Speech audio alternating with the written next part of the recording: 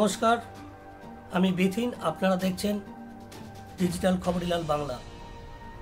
যখন আরজি করের মহিলা চিকিৎসক ধর্ষণ এবং খুনের ঘটনায় তোলপাড় গোটা দেশ, প্রতিদিন সাধারণ মানুষ, বিভিন্ন সংগঠন, রাজনৈতিক দলগুলি আরজি কর ঘটনার প্রতিবাদে মিটিং মিছিল করছে।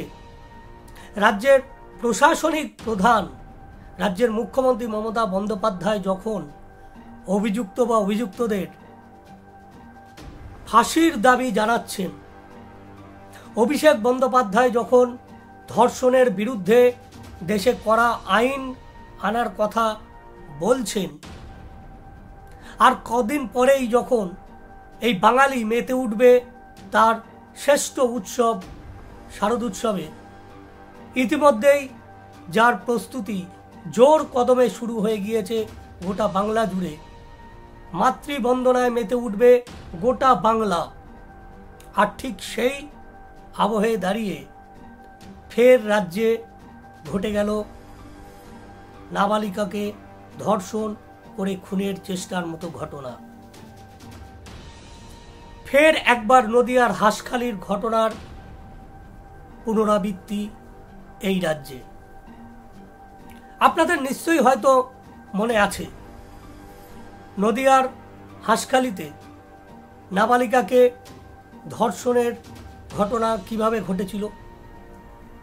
ধর্ষণের ঘটনার পর নাবালিকা এতটাই অসুস্থ হয়ে পড়ে যে পরে তার মৃত্যু পর্যন্ত হয় এবং অভিযোগ ওঠে এলাকার শাসক দলের নেতার ছেলের বিরুদ্ধে। আরো গুরুতর অভিযোগ, তড়িঘড়ি সেই নাবালিকাকে দাহ করে দেওয়া হয়। পরিবারকে রীতিমতো চাপ সৃষ্টি করেছিল রাজ্যের শাসক দলের নেতা। ঘটনার 4 দিন পরে একটি সংগঠনের সহায়তায় নির্যাতিতার পরিবার স্থানীয় থানায় এফআইআর করতে পেরেছিল। ওই ঘটনায় গ্রেপ্তার করা হয় তৃণমূল নেতা সমর গোয়ালের ছেলে বজগোপাল গোয়ালকে। তার বিরুদ্ধে ধর্ষণ, খুন সহ কয়েকটি ধারায় মামলা রুজু করা হয়। পাশাপাশি পক্সো আইনেও তার বিরুদ্ধে মামলা রুজু করা হয়। আশা করি 2022 সালের সেই ঘটনা আপনারা ভুলে যাননি।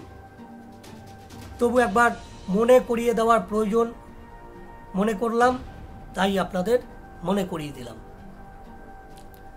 ফের সেই হাঁসখালির ছায়া এবার দক্ষিণ দিনাজপুরে। 5ম শ্রেণীর এক ছাত্রীকে ধর্ষণ করে খুনের চেষ্টার অভিযোগ উঠল স্থানীয় শাসক দলের নেতার ছেলের বিরুদ্ধে। দক্ষিণ দিনাজপুর জেলার বংশীহারি থানা এলাকার একটি গ্রাম এই ঘটনা ঘটেছে। আমরা ইচ্ছা করেই সেই গ্রামটির নাম এই মুহূর্তে প্রকাশ করছি না বা নিচ্ছি না। অভিযুক্তকে ইতিমধ্যেই গ্রেপ্তার করেছে পুলিশ, তবে গ্রামে এখনো উত্তেজনা রয়েছে। সেখানে পুলিশ পিকেট বসানো হয়েছে যাতে পরবর্তী কোনো অপ্রীতিকর ঘটনা এই ঘটনাকে কেন্দ্র করে আর না ঘটে, উত্তেজনা না ছড়িয়ে পড়ে। তথাপি ঘটনাটিকে কেন্দ্র করে এলাকায় ব্যাপক উত্তেজনা রয়েছে। সাধারণ মানুষের মধ্যে উত্তেজনা তৈরি হয়েছে রাজনৈতিক স্তরে। এলাকার বিরোধী রাজনৈতিক শিবিরের দাবি, অভিযুক্ত এবং তার বাবা এলাকায় তৃণমূল কংগ্রেসের সঙ্গে জড়িত। শুধু জড়িতই নয়, অভিযুক্তের বাবা স্থানীয় তৃণমূল কংগ্রেসের নেতা। যদিও স্থানীয়ভাবে শাসক দলের তরফ থেকে জানানো হয়েছে ধর্ষণের মতো কোনো ঘটনার সঙ্গে দলের কেউ যুক্ত থাকলে তা বরদাস্ত করা হবে না। প্রাথমিকভাবে জানা গিয়েছে নির্যাতিতা কিশোরী এবং তার মা এলাকায় এক আত্মীয়র বাড়িতে আশ্রিতা হয়ে থাকে। আত্মীয়র ওই পরিবারের বেশিরভাগ পুরুষ সদস্যই তারা ভিন রাজ্যে দিনমজুরের কাজে কাজ করেন, তাই তারা এই মুহূর্তে ভিন রাজ্যেই রয়েছেন। বুধবার রাত 1টা নাগাদ ঘরের ভিতরে যখন ঘুমিয়েছিল এই 5ম শ্রেণীর পড়ুয়া আদিবাসী সম্প্রদায়ের ওই কিশোরী ঘরের বাইরে তখন বারান্দায় শুয়েছিল, বারান্দায় শুয়ে ঘুমাচ্ছিলেন তার সে কিশোরীর মা, এমনটাই জানা গিয়েছে। আর অভিযোগ সেই সুযোগে সেই সময় ঘরে ঢুকে কিশোরীকে ধর্ষণ এবং পরে গলায় দড়ি পেঁচিয়ে খুন করার চেষ্টা করে ওই অভিযুক্ত যুবক। মেয়েটির আর্তনাদে চিৎকারে মা ছুটে এসে ঘরের ভেতরে ঢোকে, কিন্তু অভিযুক্ত যুবক তাকেও মারধর করে বলে জানা যাচ্ছে। পরে চিৎকার, মা ও মেয়ের চিৎকার চেঁচামেচি শুনে এলাকা ছেড়ে চম্পট দেয় অভিযুক্ত, কিন্তু পাড়ার লোকজন, গ্রামের লোকজন সেখানে উপস্থিত হয়ে যায়। রাতেই ঘটনার কথা জানানো হয় স্থানীয় পুলিশ প্রশাসনকে এবং রাতেই তল্লাশি শুরু হয়। বৃহস্পতিবার সকালে পাশের একটি গ্রাম থেকে অভিযুক্তকে গ্রেপ্তার করে স্থানীয় থানার পুলিশ এবং বৃহস্পতিবারই তাকে আদালতে তোলা হয়েছে বলে আমরা জানতে পেরেছি। তাকে পুলিশ হেফাজতের নির্দেশ দেওয়া হয়েছে। নিগৃহীতা কিশোরী এই মুহূর্তে হাসপাতালে চিকিৎসাধীন, এতটাই তার অবস্থা সংকটজনক। এই ঘটনা নিয়ে সামাজিক মাধ্যমে পোস্ট করেছেন স্থানীয় সাংসদ তথা বিজেপির রাজ্য সভাপতি সুকান্ত মজুমদার। সুকান্তবাবু তার নিজের এক্স হ্যান্ডেলে পোস্ট করে এই ঘটনার বিবরণ তুলে ধরেছেন। শুধু তাই নয়, তিনি মুখ্যমন্ত্রী মমতা বন্দ্যোপাধ্যায়কেও ট্যাগ করেছেন তার এই এক্স হ্যান্ডেলের পোস্ট। বিরোধী শিবিরের পক্ষ থেকে প্রশ্ন তোলা হচ্ছে যে রাজ্যে কি তাহলে আইন শৃঙ্খলা পরিস্থিতি একদমই ভেঙে পড়েছে? বর্তমান সময়ে এই রাজ্যে মেয়েরা কি আর সুরক্ষিত নয়? এই প্রশ্ন কিন্তু আমাদেরও। আপনারা সাধারণ মানুষ, আপনারাই ঠিক করবেন এ রাজ্যে কি আগামী দিনে নারীরা সুরক্ষিত থাকবে কি থাকবে না। যখন আমরা দেখতে পাচ্ছি রাজ্যের শীর্ষ 2 রাজনৈতিক ব্যক্তি তারা প্রকাশ্য মঞ্চে দাঁড়িয়ে আরজিকর কাণ্ডের তীব্র প্রতিবাদ করছে, যখন আমরা দেখতে পাচ্ছি রাজ্যের মুখ্যমন্ত্রী তিনি অভিযুক্ত বা অভিযুক্তদের দ্রুত শাস্তির দাবি জানাচ্ছেন, তাদের কেন্দ্রীয় তদন্তকারী সংস্থা যাতে দ্রুত তাদেরকে ধরতে পারে এবং ধরে ক্যাপিটাল পানিশমেন্ট দিতে পারে সেই দাবি জানাচ্ছেন। তিনি মঞ্চ থেকে ফাঁসি ফাঁসি ফাঁসি দাবি জানিয়েছেন।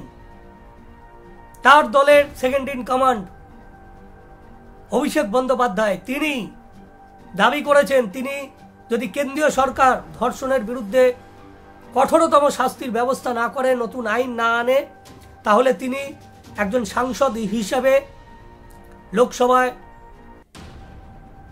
প্রাইভেট বিল এনে সেখানে তিনি নতুন কড়া আইনের প্রস্তাব দেবেন লোকসভায়। যদিও এই মুহূর্তে দেশে যে নতুন আইন চালু হয়েছে জুলাই মাসের 1 তারিখ থেকে, সেখানে ধর্ষণের বিরুদ্ধে কঠোর থেকে কঠোরতম শাস্তির নিধানি দেওয়া রয়েছে। পাশাপাশি মুখ্যমন্ত্রী এও জানিয়েছেন যে আগামী বিধানসভায় 10-12 দিনের মধ্যেই তিনি একটি জরুরি অধিবেশন ডাকবেন এবং সেখানে ডেকে তিনি রাজ্যের তরফ থেকে ধর্ষণের বিরুদ্ধে একটি কড়া আইন আনবেন। যদিও এই রাজ্য বিধানসভা এই ধরনের আইন যেখানে এক্সিস্ট করছে, দেশের একটি কড়া আইন, তারপরে কোনো বিধানসভা এই ধরনের কড়া আইন আনতে পারে কিনা, কোনো একটি বিষয় অন্তত ফৌজদারি মামলায় রাজ্য কোনো পৃথক আইন আনতে পারে কিনা সেটা নিয়ে যথেষ্ট প্রশ্নচিহ্ন উঠে গিয়েছে তার বক্তব্যের পর। আমরা সেই বিতর্কে যাচ্ছি না, কিন্তু কথা হচ্ছে যেখানে দাঁড়িয়ে দলনেত্রী, দলের নেতা তীব্র ভাষায় এই সমালোচনা করছে, সেখানে দাঁড়িয়ে কিভাবে দক্ষিণ দিনাজপুরে এইরকম একটি ঘটনা ঘটে যেখানে আরজিকর কাণ্ডে গোটা দেশ, গোটা রাজ্য এবং প্রবাসেও তীব্র প্রতিবাদ হচ্ছে, সেই মুহূর্তে দাঁড়িয়েও কি করে একজন অমানুষ এইরকম একটি কাজ করার সাহস দেখাতে পারে, এটাই প্রশ্ন উঠছে। আদতে ধর্ষণের বিরুদ্ধে কঠোর হোক নরম হোক আইন এনে কিছু হবে না, মানসিকতা বদলাতে হবে, সমাজ ব্যবস্থা বদলাতে হবে। ধর্ষণ একটা সামাজিক ব্যাধি। ভালো থাকবেন, সুস্থ থাকবেন, সাবধানে থাকবেন। নমস্কার।